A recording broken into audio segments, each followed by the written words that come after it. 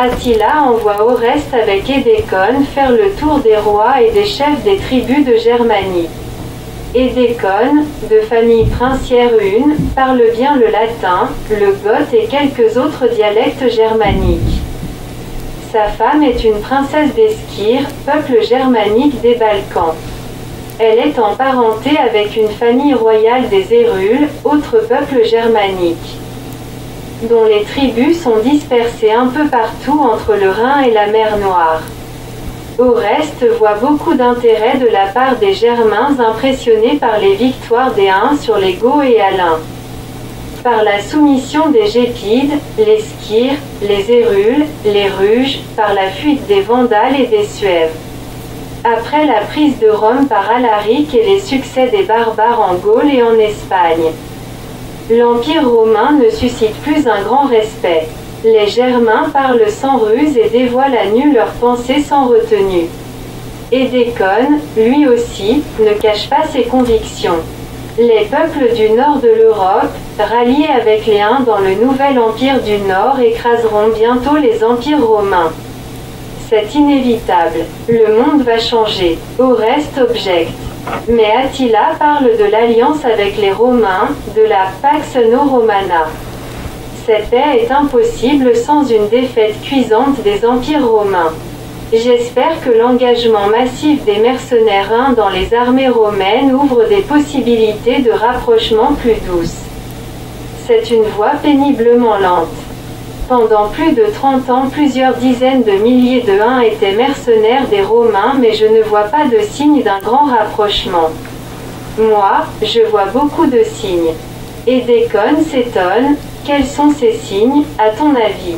Oreste sourit. Premièrement, nous discutons maintenant en latin. Deuxièmement, la capitale principale des Huns ne se trouve pas au centre de leur pays quelque part sur le fleuve Volga, mais se trouve dans le bassin du Danube, non loin de la frontière romaine. Troisièmement, tandis que les mercenaires Huns servent fidèlement les Romains comme moi et les Grecs comme Onégèse commencent à servir dans le gouvernement des Huns. Fidèlement, car Attila garantit que les empires romains ne seront jamais agressés sans raison grave. La constitution de l'Empire du Nord, comme tu dis, sous l'égide des Huns dans ces conditions peut conduire effectivement à la paix durable. C'est pourquoi ce projet me passionne. Les immenses forêts de la Germanie, qui dérobent la terre aux rayons du soleil, impressionnent Oreste, chênes géants bardés de mousse, ifs obscurs avec d'énormes troncs, sombres sapinières, des futaies immenses et touffus. Un écureuil pouvait d'arbre en arbre, sans toucher terre, traverser le pays des Alpes à la mer Baltique. Il voit que ce type de paysage effraie les Huns qui s'exclament. Ce pays manque cruellement de pâturage digne de ce nom. Il n'y a rien à faire ici pour nos armées de cavaliers. Oreste se souvient de la destruction des 3 légions de Varus et pense. Ces forêts ont sauvé les Germains des légions romaines et elles les sauveront des invasions des cavaliers des steppes. Mais la population guerrière de ces contrées rudes admire les victoires impressionnantes des Huns. On raconte leurs exploits avec les mêmes ardeurs que la prise de Rome par Alaric. Sur le bord de la mer Baltique, Oreste et Édécone boivent de la bière et de la liqueur forte avec les chefs des tribus locales. Les bardes chantent la capitale des Huns. Édécone traduit un extrait. Le jeune roi nous a reçus comme des amis avec sa femme Kelka toujours souriante dans son palais couvert d'or et de vernis gardé par les guerriers en cuirasse brillante. Sans doute il sera un vrai père des peuples. Étonné, Oreste l'interrompt. Kelka, de ce poème Ékerka? Oui, Kérékao, confirme Édécone. Mais pourquoi parle-t-on d'Attila comme « un père des peuples » ? Il est encore jeune pour mériter ce surnom. Parce que « Attila » signifie dans leur langue « petit père adoptif ». Après un long séjour en Germanie, Oreste rentre à la maison et voit 3 jeunes bouleaux plantés sous leurs fenêtres. Julia explique. J'ai décidé de faire planter un bouleau pour chaque année de paix entre les Huns et les Romains. Nous habitons en Rhénie depuis 3 ans. C'est une bonne idée. La prouve au reste. Le bouleau est l'arbre sacré des Huns, on l'appelle reine des arbres. Tu dois te sentir dépaysé dans ces steppes. Heureusement Pétavium n'est pas loin. Mais j'aime beaucoup la steppe au printemps. Tu sais, je suis rentré tôt pour t'attendre ici car mon père parle des préparatifs de la guerre des Romains et des Huns contre les Burgondes. J'ai été inquiète pour toi. Ce ne sera qu'une opération militaire punitive à la demande des Sius. Édécone et moi sommes très contents du développement de la situation en Germanie. Oui, cette capitale devient un véritable lieu de pèlerinage des nobles germains.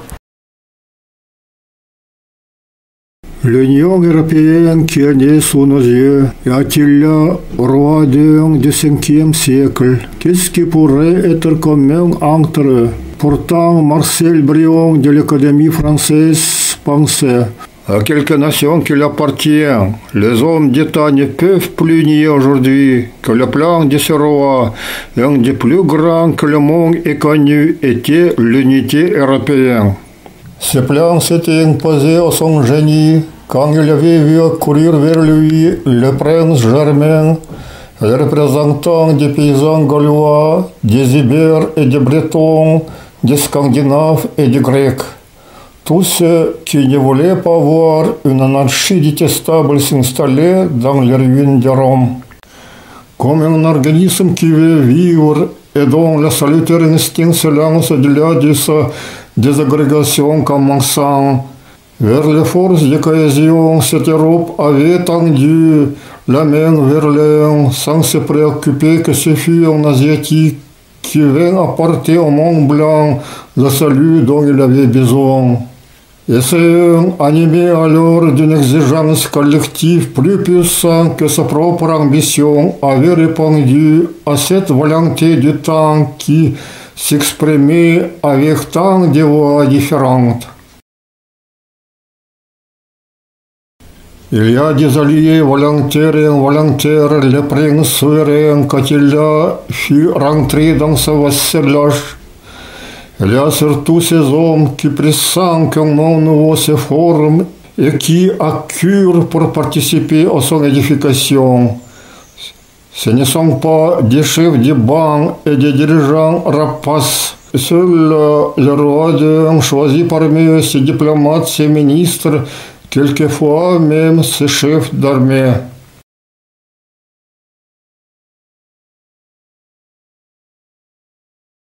Observons-les, plusieurs de ces hommes sont âgés, ils occupaient dans leur pays de hautes situations. Ils ne sont pas venus chez l'un à la suite d'un coup de tête ou de vilaine histoire. Ils sont graves, méditatifs, des politiciens pour la plupart plutôt que des soldats.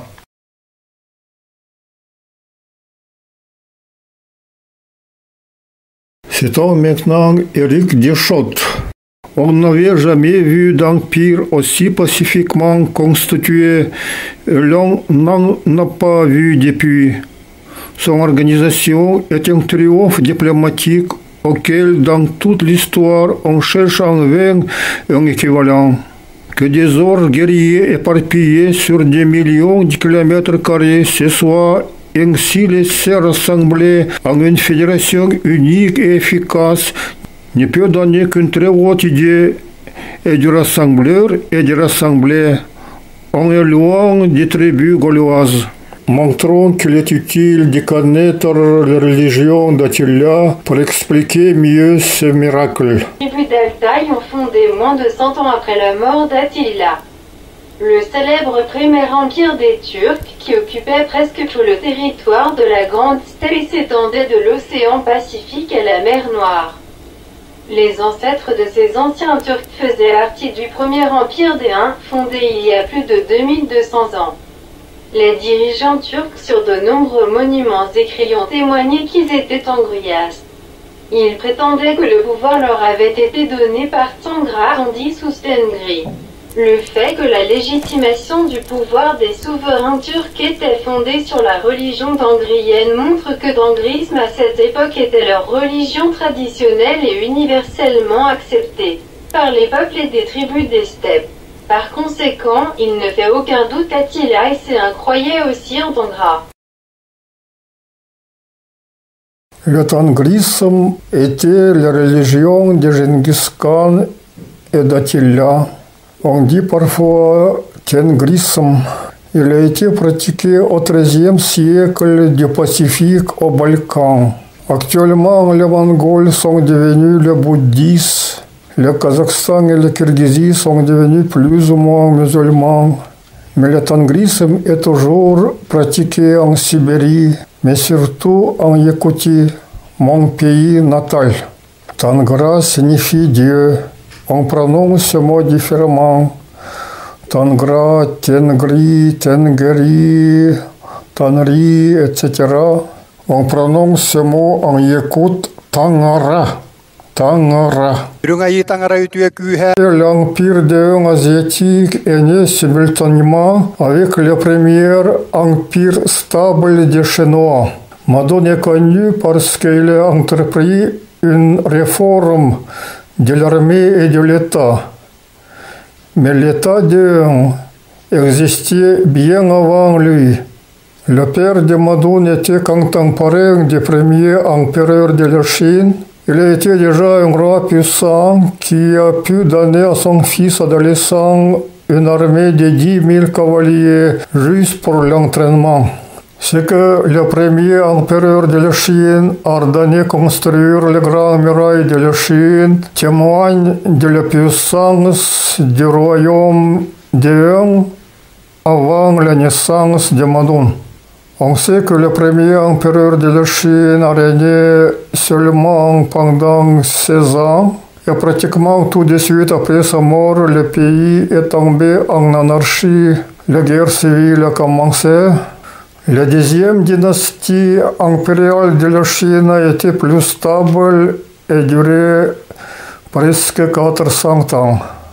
Le fondateur de cette dynastie Gazu a essayé de résister au Eun, mais l'armée de Gazu a été encerclée par l'armée de Madon, forte de 300 000 cavaliers.